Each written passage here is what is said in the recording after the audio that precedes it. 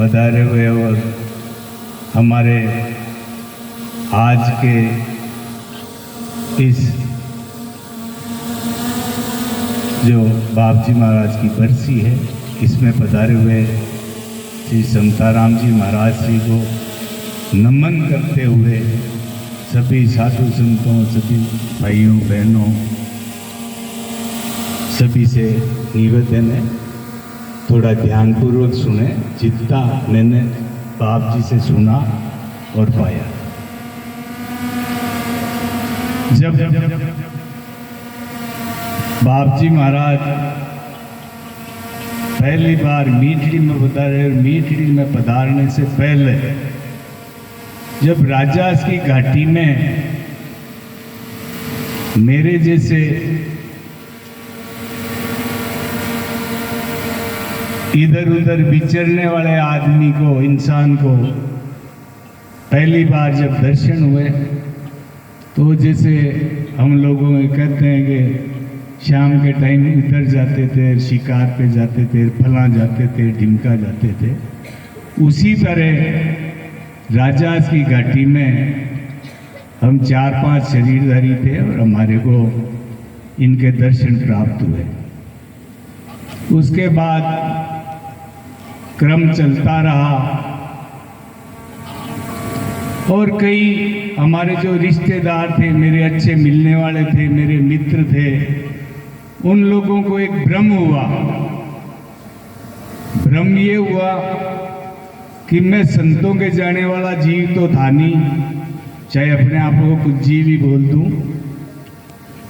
और लोगों ने सोचा कि ये कौन से पंथ के होंगे। मेन मुद्दा यहाँ से है कि बाप जी महाराज के कानों में मुद्राएं थी तो कोई देखता ये नाथ संप्रदाय से हैं। सच साहब बोलते, कोई देखते ये कबीरपंथी है। दादू जी की वाणी पढ़ते, सतराम बोलते तो लोग बाग देखते ये दादूपंथी है। मगर जो बाप जी ने फरमाया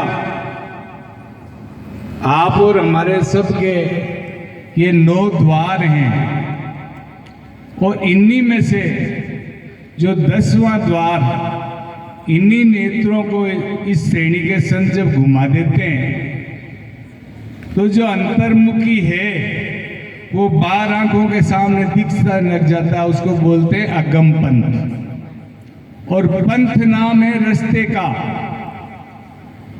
तो यहां से किसी को बता दे भाई दिल्ली जाना है तो दिल्ली तो सुन लिया और पूर्व दिशा में रवाना हो गया।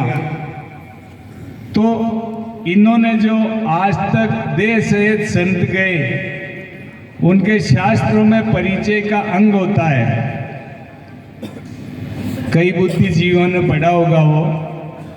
और जो इन्होंने दिखाए आंखों के सामने, वो बैठ के ध्यान करते थे तो जैसे जैसे उस परिचय के अंग में देखते वैसे वैसे आगे दिखता जाता।